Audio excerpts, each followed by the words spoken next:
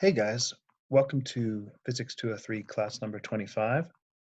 We're going to continue with our study of relativity, looking at special relativity, looking at Einstein's postulates and something called the Lorentz transformations.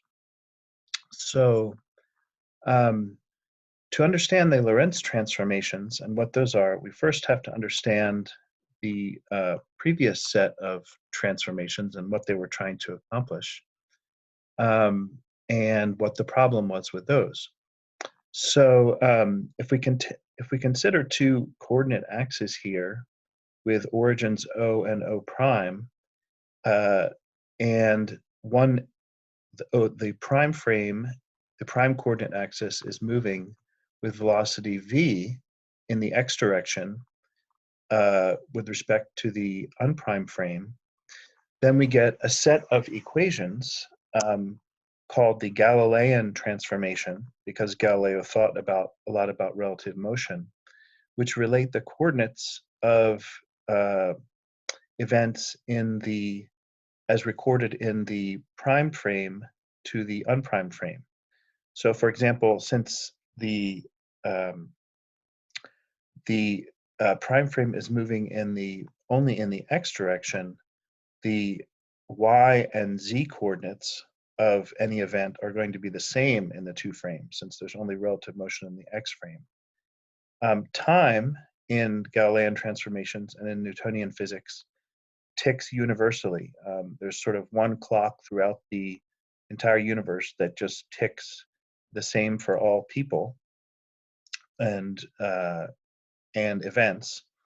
And then in the x direction, we find that the coordinate in the prime frame is just the coordinate in the unprime frame minus v times t. So the longer time goes on, the further apart the frames get, and so the further apart the coordinates, the origins of the frames get, and so the further apart the coordinates of a given event will be. So the interesting thing about these Galilean transformations is that Newton's second law, which is our dynamical law for classical physics, has the same form in both the prime frame and the unprime frame. And these are called inertial frames. An inertial frame is a frame in which Newton's first law holds. So remember, Newton's first law says that a body at rest tends to stay at rest, a body in motion tends to stay in motion, unless acted on by an outside force.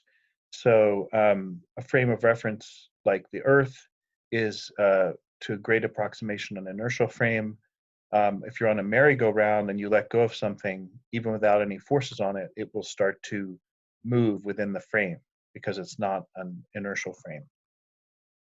Okay, so let's just show that Newton's second law has the same form in both these primed and unprimed frames. So we start with Newton's second law, A, which is the second derivative of x, is equal to f over m. And then we're interested in what the form of the second derivative of x prime with respect to t prime would be. Well, t prime is equal to t, so the second derivative with respect to t prime is the same as the second derivative with respect to t. And then we plug in our transformation, x prime is x minus vt. Taking one derivative, we get dx dt minus v. Now remember, v is a constant here. V is not the derivative of x in this case. V is a constant velocity between the two frames. So the derivative of vt with respect to t here is just v, the constant. And then taking another derivative, we get the second derivative with respect to x,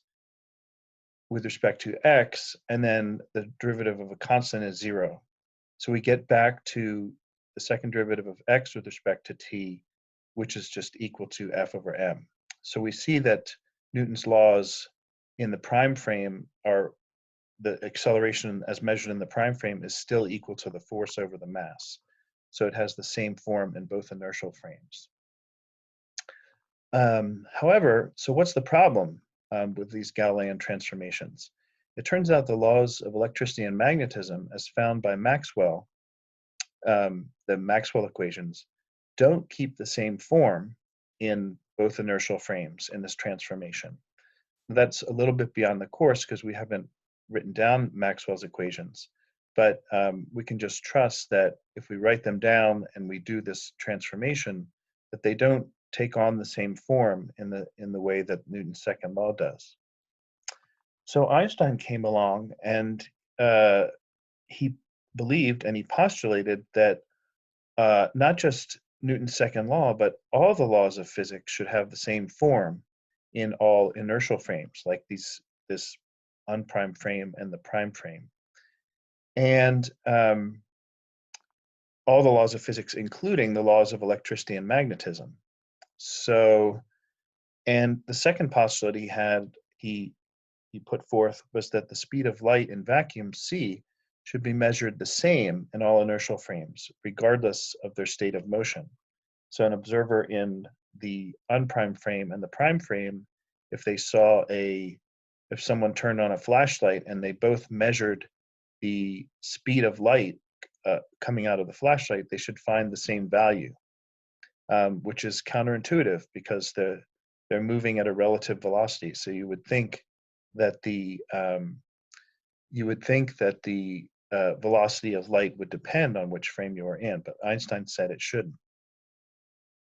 Now, it turns out the second postulate actually follows from the first, since if all the laws of physics have the same form in all inertial frames, that includes the laws of electricity and magnetism, and those turn out to predict the speed of light in vacuum.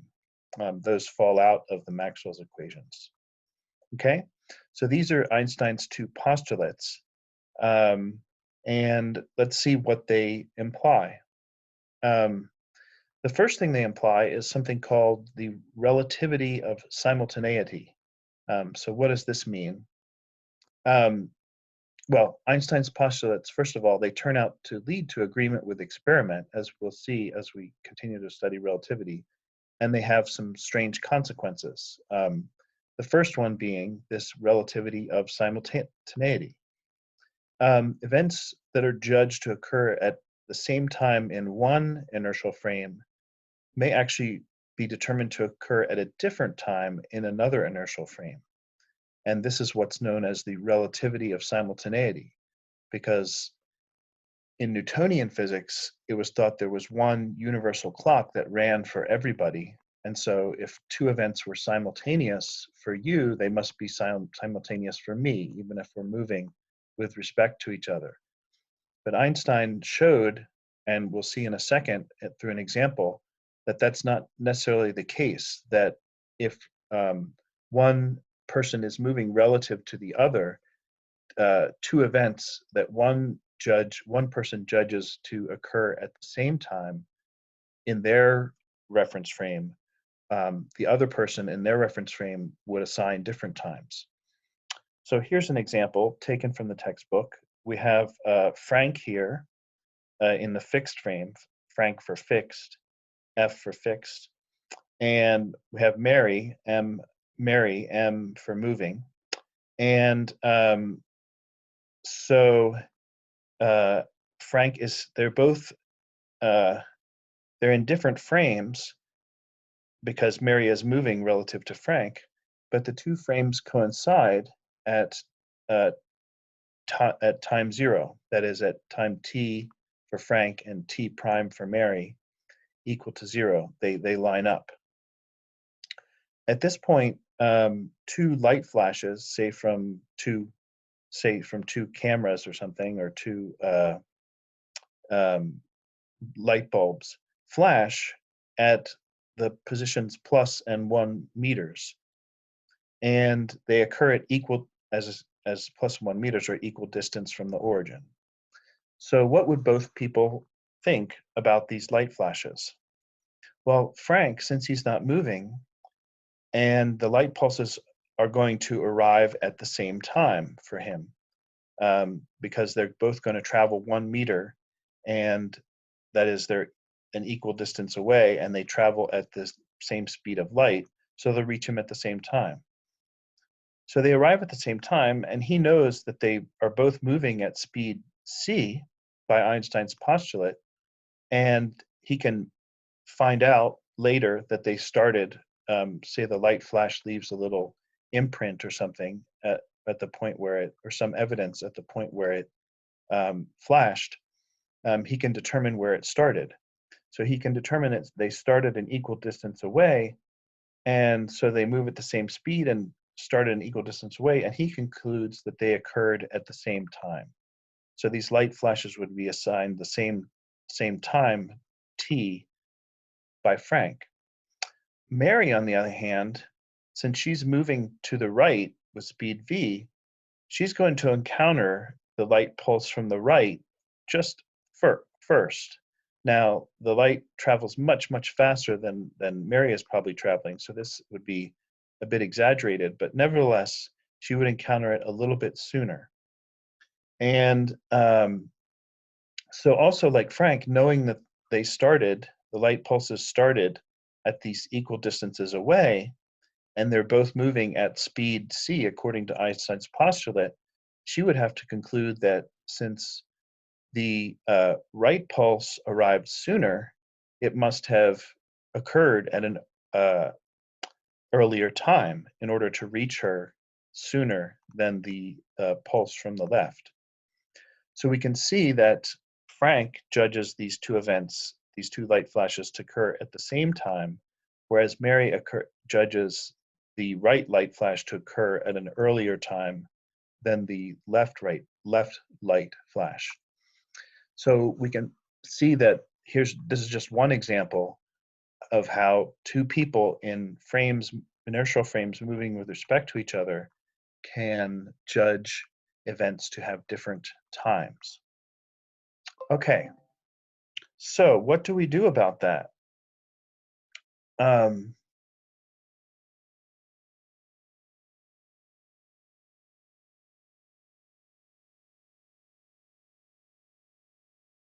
What do we do about that? Well, we use a lattice of local synchronized clocks and rulers. So with the time of an event dependent on the reference frame in which it was observed, as we just saw, Einstein realized that there was no universal clock ticking, as Newton had imagined. If there was a universal clock ticking, Mary and Frank would agree whether those two light flashes were simultaneous or not.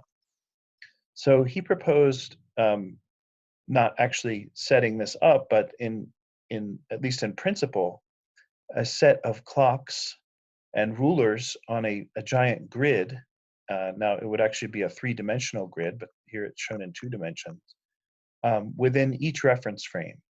So, but all inertial reference frames would have this grid where at each grid point there are clocks which are synchronized with each other, and there are rulers around the grid points to determine the position of events. And each grid point, say there's a little ticker tape or something, would record the time according to its own clock and the location of events which occur near to it. Okay, so this whole network of grid points, there would be a unique one for each reference frame. So there'd be one attached to Mary's reference frame and a whole different one attached to Frank's reference frame. Now, it's important to be able to synchronize clocks within a given reference frame, at least in principle, so that they all are consistent, and within a given reference frame, the time is consistent. So there's several ways to do this. The one that I kind of find interesting involves a spherically spreading light pulse sent outward from the origin. So this is a picture, this is actually sort of a 3D picture of a network of a grid of clocks and so forth.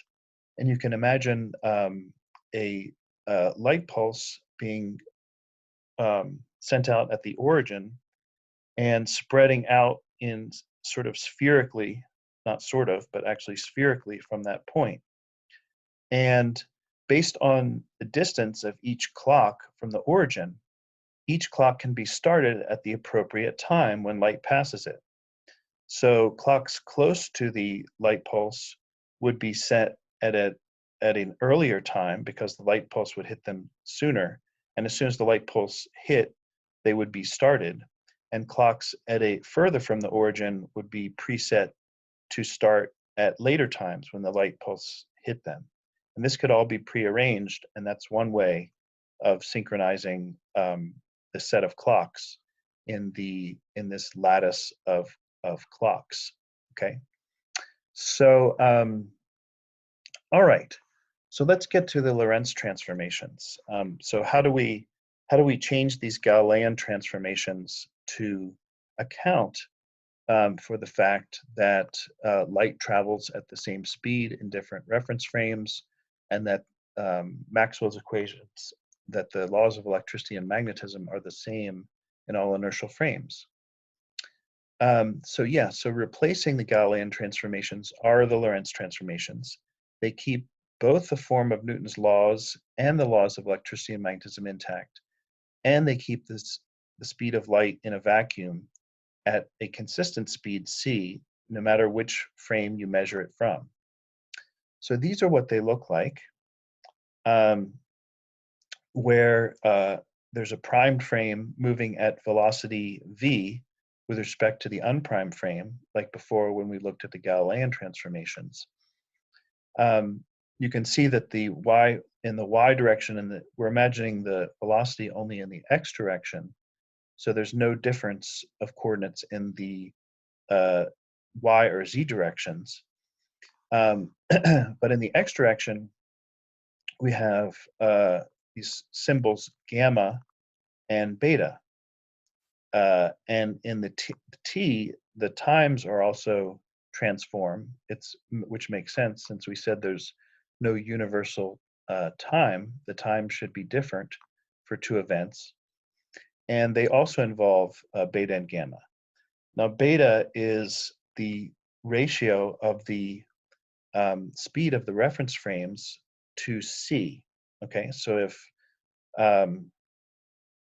a reference frame was moving at 10% of the speed of light with respect to another, v would be 0.1 c, and 0.1 c over c would be 0.1. So beta equals 0.1 would represent a velocity 10% of the speed of light.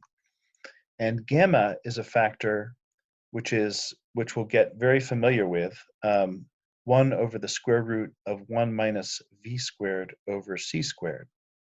So this could also, since beta is v over c, this could also be written as 1 over square root of 1 minus beta squared if we wanted to. So for the derivation of these equations, you can check your textbook. I'm just going to present them here and illustrate a couple things using them. So the first thing to notice is that if the relative speed between the reference frames is much less than c, then gamma is going to approach 1. Okay, so why is that? Well, if v is much less than c, this v squared over c squared here is going to be very close to 0. So we have 1 over the square root of 1 minus something very close to 0. So it'll be 1 over something a little bit below 1. So it'll be, gamma is always a little bit above 1. But as v gets small compared to c, gamma will approach 1. So that means that in the limit, as v gets small compared to c, we actually recover the Galilean transformations, because gamma here would limit to 1, and if we multiply by v over c here, if we put in v over c for beta, we get x minus vt. So we just get x prime equals x minus vt, which is what we had before. The y and the z are the same between the two. And then since V over C is so small, this beta X over C will be very small, and we just have T.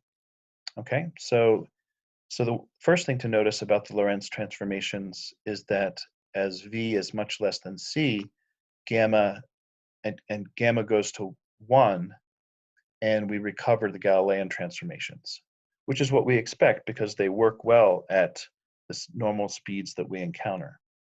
Okay? The second example I want to show that is interesting to look at is a light pulse in a one frame. We'll call the unprimed frame, the x, y, z, and t. If it's moving in the x direction, its equation would be given. Its equation of motion would be x is equal to c times t. That is just distance equals speed times velocity, assuming it started at t equals 0 and x equals 0. So what would this equation be in a primed frame moving with speed v with respect to the unprimed frame? Okay, we expect that our expectation is, according to Einstein, that in the primed frame we should also get a speed of c. Okay, he said that all inertial reference frames we measure light to move at the speed c. So let's see how that works. So we take our first equation here, our Lorentz, from the Lorentz transformations. We have x prime is equal to gamma times x minus beta ct. And since x is equal to ct, we can substitute in c times t for x. And then we just substitute in for beta as v over c. So v over c times c is v. So we get gamma times ct minus vt. And then we factor out the t and get gamma times c over c minus v times t. So we have x prime in terms of t, but we want everything in terms of the prime frame to figure out the velocity in the prime frame. So we need to solve for t in terms of t prime. And we can do that using the fourth Lorentz transformation. So writing that out, we have t prime is gamma times t minus beta x over c, which plugging in v over c for beta again is gamma times t minus v over x over c squared. But then gamma x is ct, so we have ct here for x. And then once again, we can factor out a t, so we have t minus t, we have t in both places here, and cancel a c, so we get gamma t times 1 minus v over c. And finally, get a common denominator and have gamma t times c minus v over c. Okay, so now we have t prime written in terms of t. We can solve for t in terms of t prime just by solving this algebraic equation. So that gives us dividing by gamma and then multiplying by c over c minus v, we have t is equal to t prime over gamma times c over c minus v. And so now we can insert this back into the first equation for x prime. So we're going to insert this back in to get everything in terms of the prime frame. So we insert that back in. We're writing our equation x prime is gamma times c minus v times t. So we have gamma times c minus v times what we found t to be, which is t prime over gamma times c over c minus v. We see that the gammas cancel and the c minus v's cancel, and we just have x prime is equal to c times t prime. But that's the equation for a pulse moving in the prime frame at velocity c. So the pulse also moves at velocity c in the prime frame.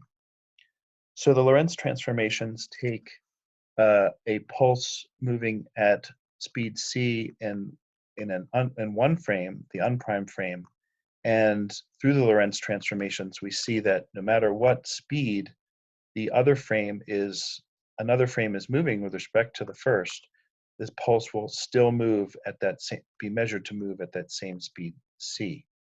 Okay, so this is an illustration of how the Lorentz transformations are consistent with Einstein's postulate that light should move at consistent speed c in different frames. Okay, so we've looked at in this class, the Galilean transformations, the idea of inertial frames and reference frames, the problem with the Galilean transformation, that it doesn't account for it doesn't properly account for the laws of electricity and magnetism. We've looked at Einstein's postulates and how they lead to the idea that there's a lack of, that there isn't a universal clock, that events simultaneous in one frame may not be simultaneous in another frame. And that led to Einstein's idea of this lattice of clocks where events, times, and locations could be recorded locally and their coordinates related by the Lorentz transformations here. And we've looked at how the Lorentz transformations reduce to the Galilean transformations if for very low speeds.